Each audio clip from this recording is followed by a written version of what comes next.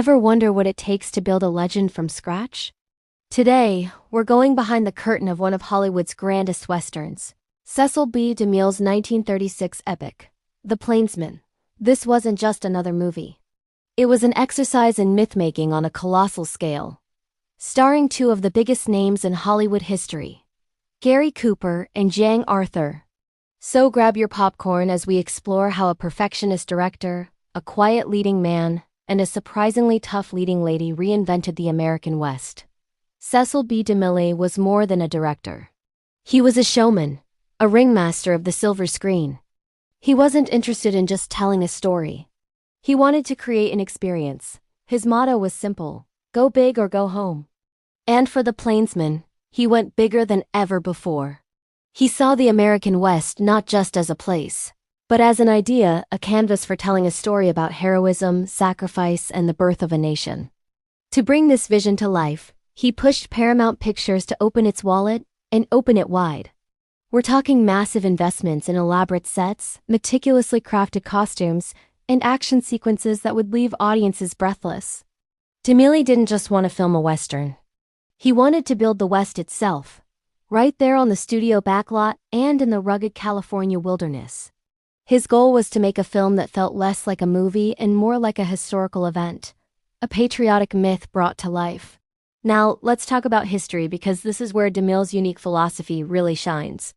He once famously said he was less interested in facts than in truth. What did he mean by that?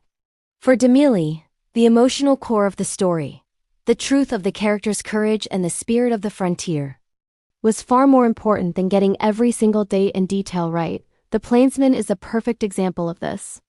The film takes real historical figures like Wild Bill Hickok, Calamity Jane, and Buffalo Bill Cody and weaves their lives together in a way that never actually happened. Timelines are compressed, events are merged, and relationships are completely invented for dramatic effect. Historians have had a field day pointing out all the inaccuracies.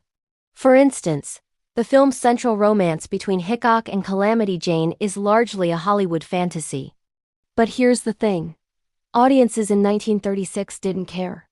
They weren't looking for a documentary. They were looking for heroes, and DeMille gave them exactly that. He captured the emotional truth of the American frontier myth, and that's what connected with people. At the heart of this myth stood Gary Cooper as Wild Bill Hickok.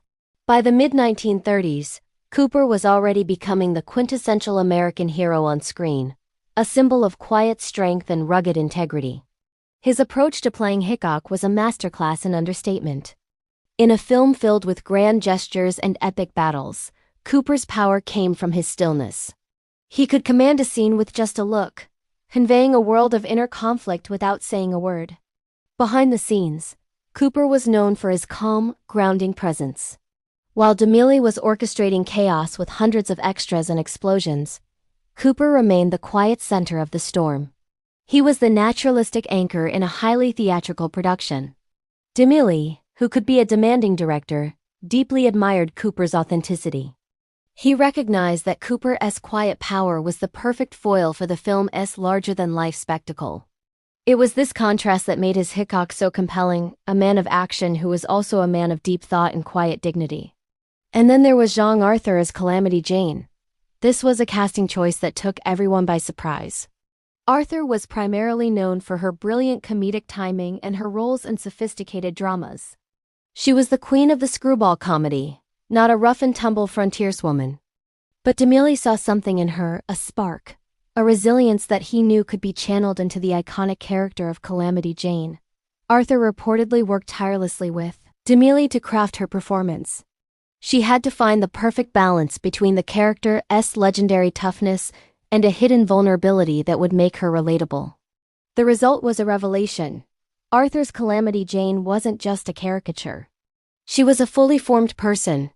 She was gritty, spirited, and fiercely independent, but also capable of deep love and loyalty. Her performance crackles with an energy that is impossible to ignore, and she more than holds her own alongside Gary Cooper. Jang Arthur didn't just play Calamity Jane. She transformed into her, creating one of the film's most memorable and beloved elements. Her chemistry with Cooper became the emotional core that held the epic story together.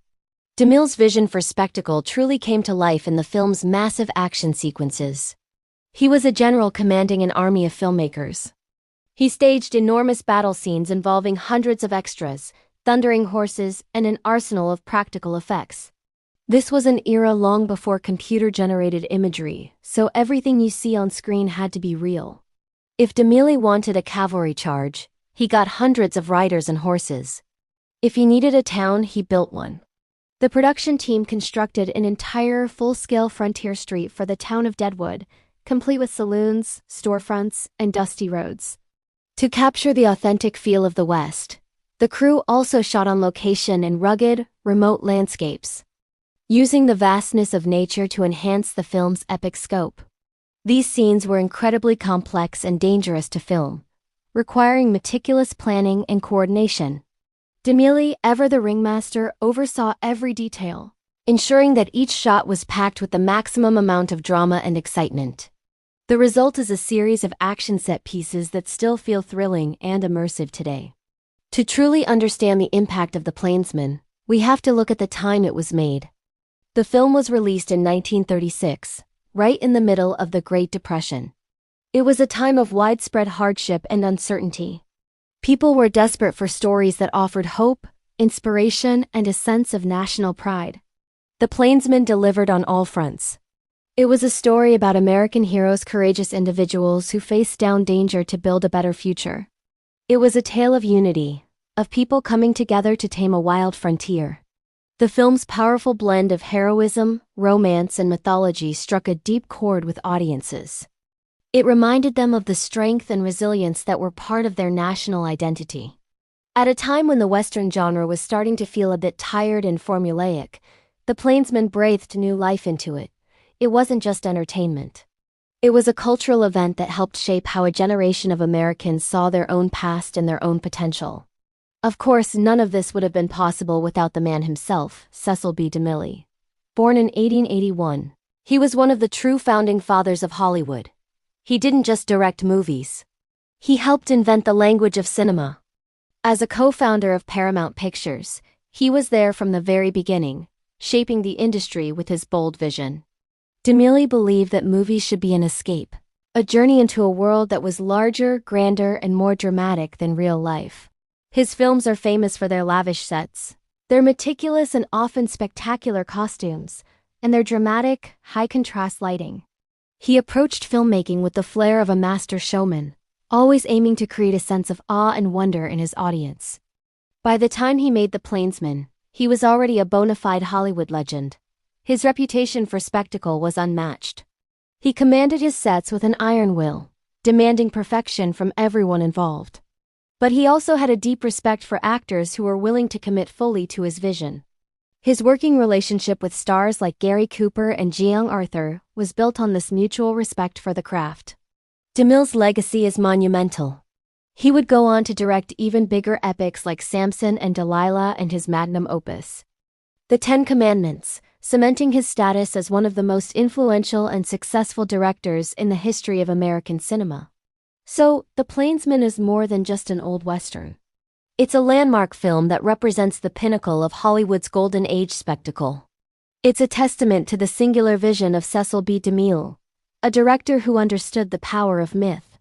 It's a showcase for the timeless star power of Gary Cooper and the surprising, brilliant transformation of Jean Arthur. And it's a piece of history itself.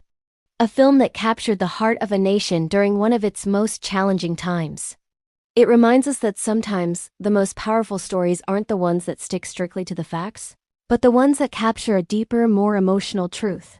Thanks so much for joining me on this deep dive into the making of The Plainsman. If you enjoyed this look behind the scenes, make sure to hit that like button and subscribe for more stories from Hollywood history. Let me know in the comments what classic film you'd like to see me cover next. See you in the next video.